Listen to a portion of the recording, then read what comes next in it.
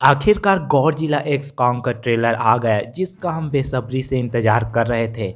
और इस ट्रेलर में गॉडजिला के नए पावर, कॉन्ग का नया वेपन, नया कॉन्ग स्पेसीज के साथ साथ नई साम्राज्य के बारे में बताया गया है, जैसे इस फिल्म का नाम है।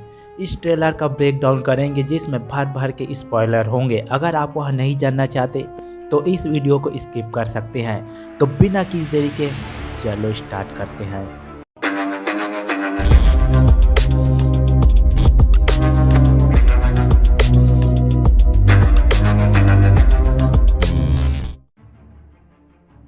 ट्रेलर के शुरुआत में हमें सीस्मोग्राफ दिखाया जाता है जिसका इस्तेमाल भूकंप मापने के लिए किया जाता है।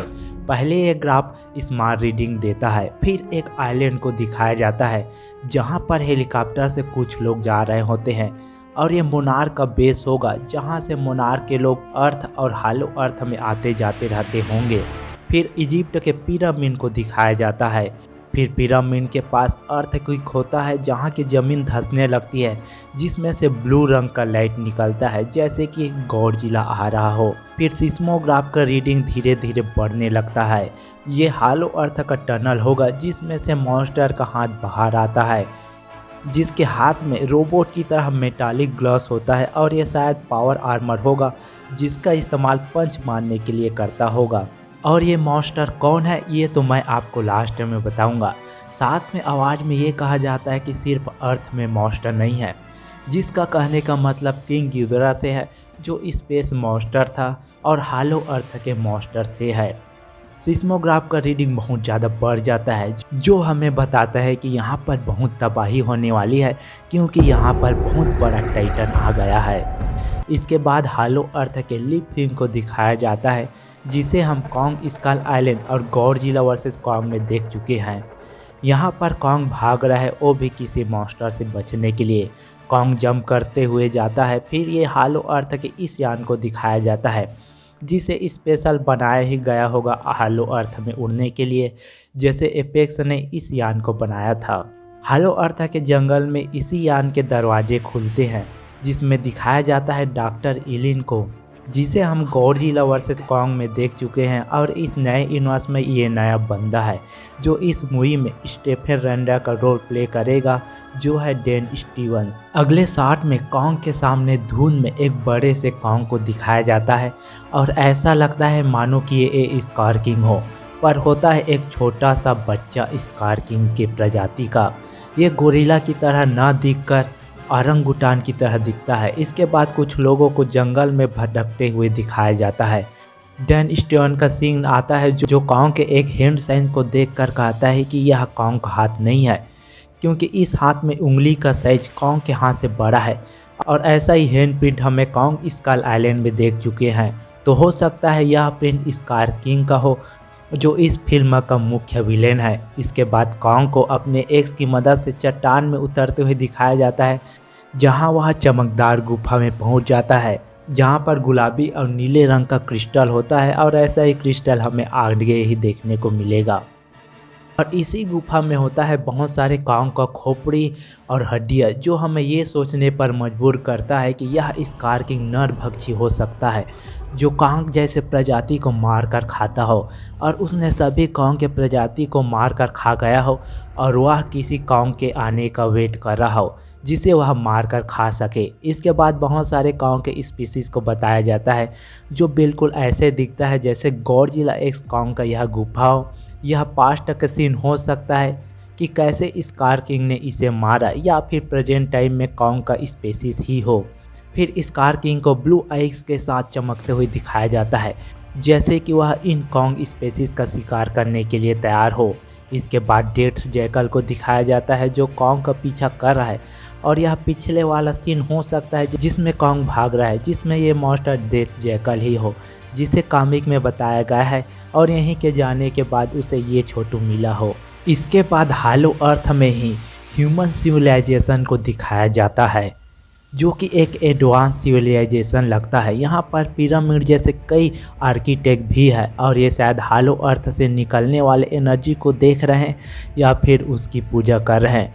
और इन्हीं में से कुछ लोग इन दोनों को किडनैप करके ले जाते हैं। इनके पास स्पेयर भी है जो इनका मुख्य वेपन भी होगा। इसके बाद एक एनर्जी से बनी सीढ़ी को दिखाई जाती है और हो सकता है कि शायद किसी मॉन्स्टर तक जाती हो और इसी मॉन्स्टर का पूजा ये सिविलाइजेशन करता हो।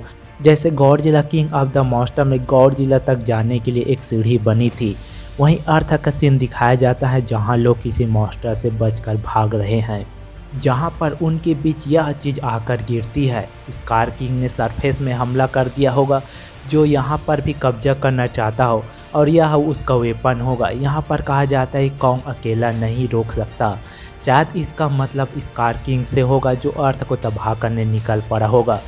जिया को उसी सीढ़ी में चलते हुए दिखाया जाता है जहां उसे इस रेडिएशन या एनर्जी को महसूस करती है, जिससे उसके हाथ में कुछ धूल जैसा एनर्जी निकलता है। अंटार्कटिका का सीन को दिखाया जाता है और वॉइस में बोला जाता है कि वह अकेला नहीं है।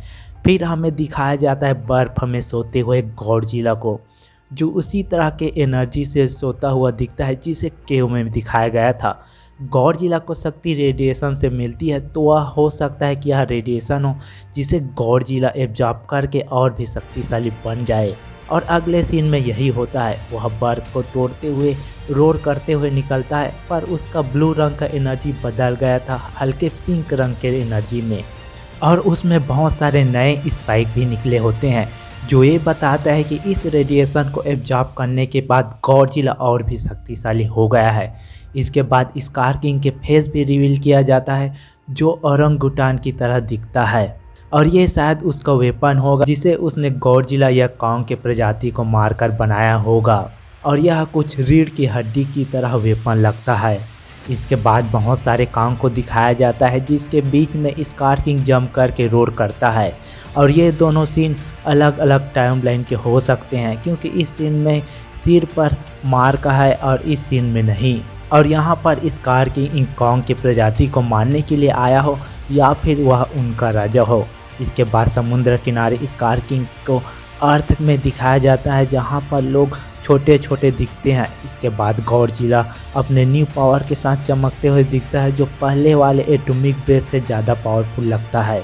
कॉन्ग को रोर करते हुए दिखाया जाता है और गॉडजिला को चार्ज होते हुए, और ये दोनों फाइट करने के लिए तैयार है। फिर अगले सीन में गॉडजिला अपना एटॉमिक ब्रेथ छोड़ता है, और ये दोनों सीन अर्थ की है जैसा कि स्काई है। अगले सीन हालो अर्थ का होता है, गॉडजिला जमीन को फाड़ कर निकलता है और कॉन्ग ऊपर से टपक कर किसी मॉन्स्टर को मारने के लिए बढ़ते हैं, और इसी सीन में कॉन्ग के हाथ में उसका ये आर्मर होता है जिसे ट्रेलर की शुरुआत में दिखाया गया था, यानी कि ये मॉन्स्टर ज़मीन से निकल रहा है, वह कॉन्ग है जो स्कार किंग को रोकने के लिए अर्थ में आ रहा होगा। और यह शायद कॉन्ग को आर्मर इसलिए दिया होगा कि उसका हाथ किसी मॉन्स्टर ने डैमेज कर दिया होगा या फिर स्कार किंग ने, साथ ही उसका एक्स भी डिस्ट्रॉय हो गया होगा क्योंकि पहले सीन में उसका एक्स दिखता है पर अब उसके हाथ में नहीं जब से वह आर्मर पहना है। इसमें दोनों टाइटन को बहुत तेज़ी से भागते नजर आते हैं, तो यह हालो अर्थ का होगा जहां पर ग्रेविटी अर्थ के मुकाबले कम है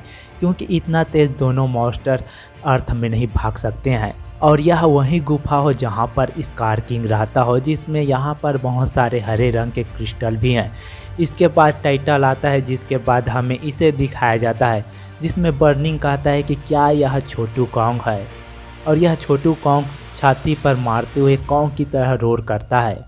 मुझे तो यह ट्रेलर काफ़ी ऑसम लगा जिसे देखने के बाद मैं फिल्म देखने के लिए और भी एक्साइटेड हो गया हूँ। तो आपको यह ट्रेलर कैसे लगा कमेंट करके ज़रूर बताएं, और लास्ट में अगर आपको यह वीडियो पसंद आया तो वीडियो को लाइक करें, चैनल को सब्सक्राइब करें और ज़्यादा से ज़्यादा शेयर करें। तो मिलते हैं किसी और वीडियो में, तब तक के लिए गुड बाय।